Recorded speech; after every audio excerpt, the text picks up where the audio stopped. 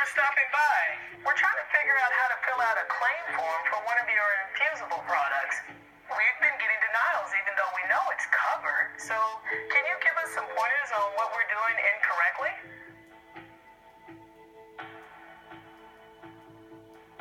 Claim forms. It's where everything comes together for providers. Understanding how they work will get you ready to support providers with reimbursement questions and concerns. Is our representative ready to navigate a claim form? Are you? The Code Center is where you'll get the information you need to help answer the questions you're going to get from providers and their office staff. But first, this.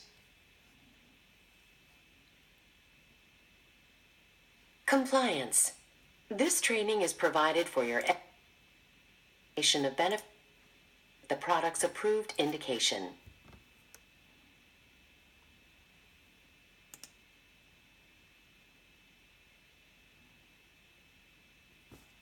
Here we are again, the Code Center, where we help you understand the provider's acquisition, coding, and now billing procedures in the use of our products. Providers submit patient-specific claims to payers for services, supplies, or drugs to receive reimbursement. A simple mistake in a claim form submission can result in a claim being denied or an incorrect reimbursement. The most common claim form errors include missing information on medical necessity of treatment, inaccurate reporting of the billable units of drug, incorrect CPT or HCPCS codes, incomplete documentation, missing letter of medical necessity, and failure to follow payer-specific requirements. While claims are mostly submitted electronically, for training purposes and use as field resources, sample claim forms are usually printed on paper.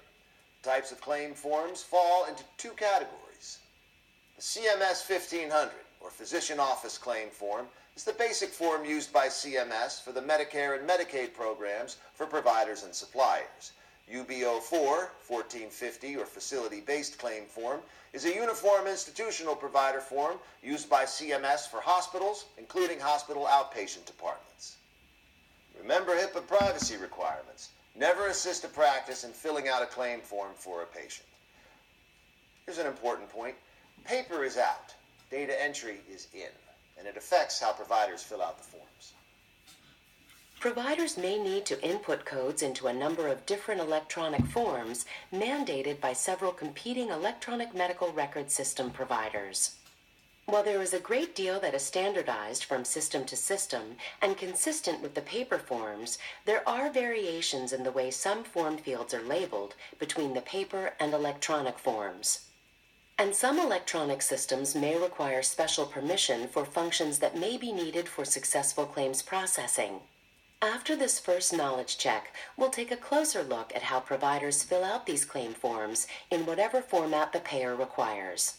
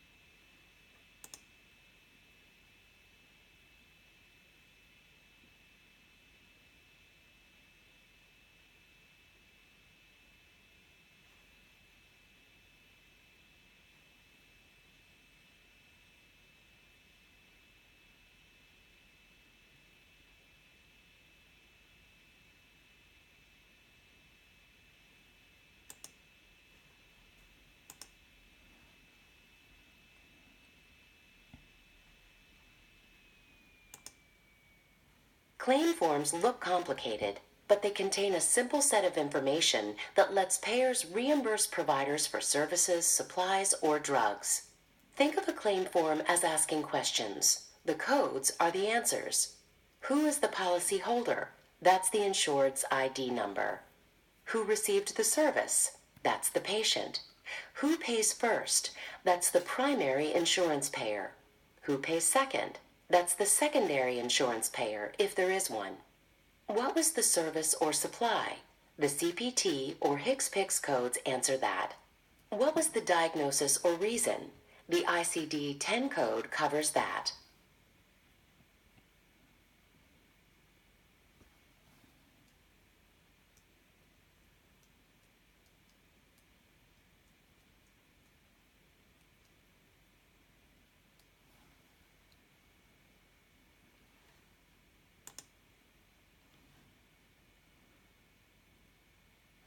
So, let's take a closer look at some of the key locator boxes on the Physician Office Claim Form, or CMS 1500.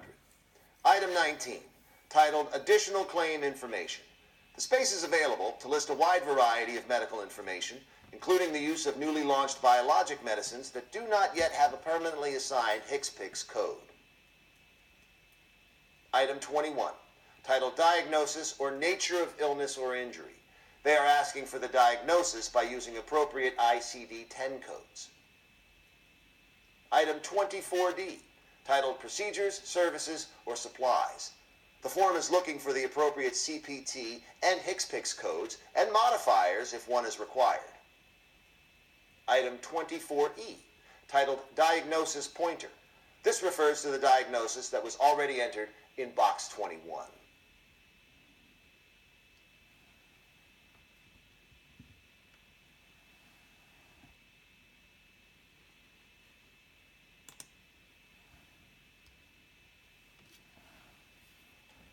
Now, let's take a closer look at some of the key locator boxes on the hospital claim form, or Form UB04.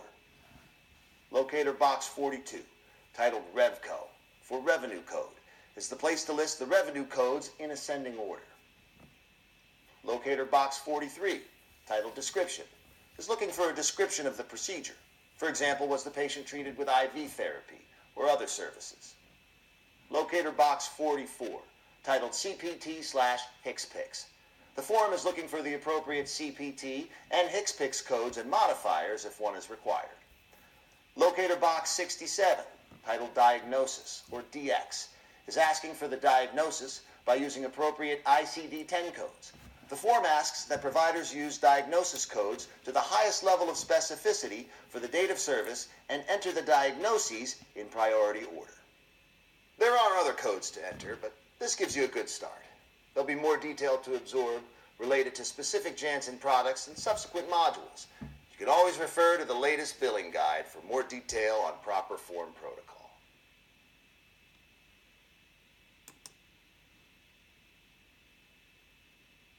So the goal for providers and their office staff is what's called a clean claim, one that goes to the payer and doesn't bounce back denied or unpaid.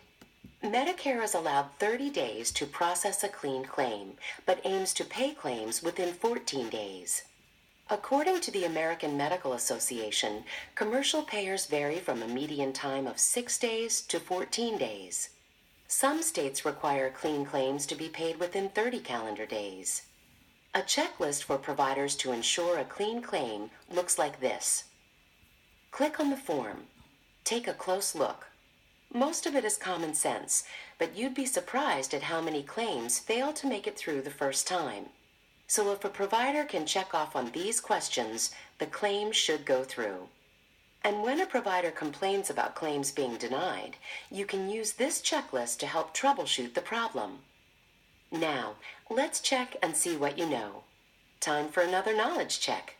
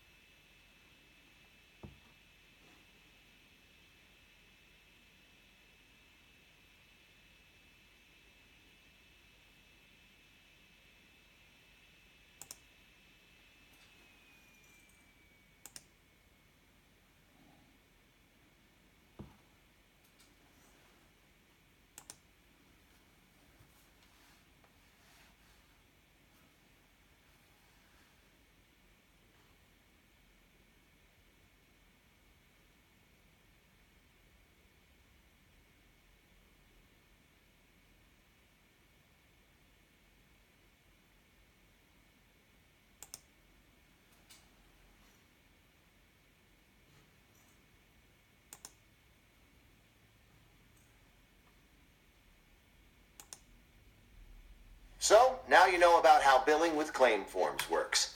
Let's see if our representative in the field knows as much as you do. Billing. Now, as you know, I cannot fill out a patient claim form for you, right? But we can review a brief checklist to make sure that all your bases are covered. And we have the latest infusible guide that has great information. But I think where we need to start is truly looking at the billable units and are they accurate and corresponding with the J-code descriptor? Good question. That's a smart representative.